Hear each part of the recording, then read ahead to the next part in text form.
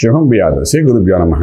కుంభరాశి వారికి మార్చి 1వ తారీఖు నుండి 15వ తారీఖు వరకు ఏ విధంగా ఉందన్న విషయాన్ని ఇప్పుడు మనం విశేషంగా తెలుసుకోవడం ప్రయత్నం చేద్దాం.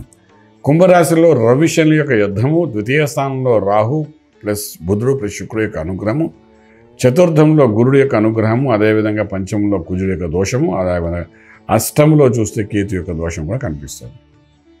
ఒకటి, తీసుకున్న నిర్ణయానికి బలము ఉండదు, అంచేత ఉన్న ఉద్యోగాన్ని ఉంచుకోవడం ప్రయత్నం చేయండి, వదిలిపెట్టడానికి ప్రయత్నం చేయొద్దు. ఏదైనా అవకాశం వస్తే అది ఏదో మనల్ని మానసికంగా శరీరంగా ఇబ్బంది పెట్టేటట్టు ఉంది తప్ప మనకు ప్రాస్పెక్టివ్ ఇచ్చే అవకాశాలు అయితే ఉండవు. అంచేత ఉద్యోగాన్ని యాజ్ ఇట్ ఈజ్గా ఎంత ప్రెషర్ ఉన్నా ఉన్నదాన్ని ఎలా మెయింటైన్ చేయాలి ఒక అనుభవం అనుకోండి, చేసుకుంటూ వెళ్ళండి.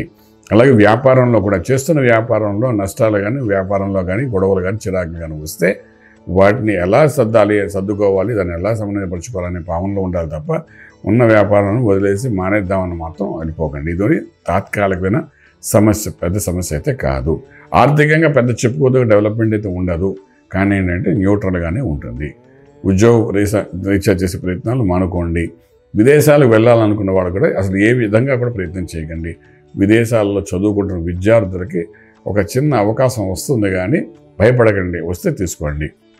అలాగే విదేశాలకు వెళ్ళి చదువుకోవాలని విద్యార్థులు మాత్రం గట్టి ప్రయత్నాలు అయితే ఇవి చేసుకోకండి. ఇప్పుడున్న పరిస్థితుల్లో ట్రేడింగ్ అనేది న్యూట్రల్గానే ఉంది.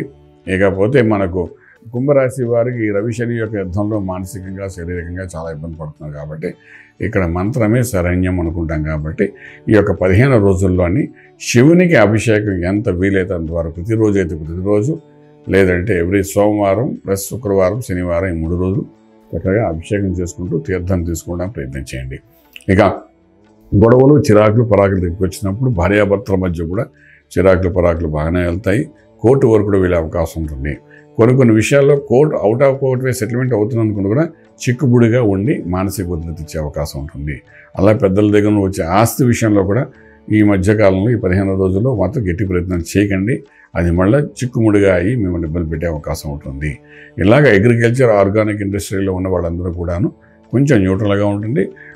ఓవరాల్గా చెప్పాలి అంటే జరుగుతున్నట్టుగానే జరగనివ్వండి, అంతే తప్ప కొత్త ప్రయత్నాలు ఏమీ చేయకండి. అది రాజకీయ రంగం అనుకోండి, ఫిల్మ్ ఇండస్ట్రీ, ఏదైనప్పటికీ అలా చేసుకుంటూ వెళ్ళి అభిషేకం నిత్యం చేసుకుంటూ వెళ్ళడానికి ప్రయత్నం చేస్తే డెఫినెట్గా కొన్ని సమస్యల పరిష్కారం అవుతుంది. రాజమార్గంలో రాజ్యం పొందగలుగుతారు. శుభం బియాదు.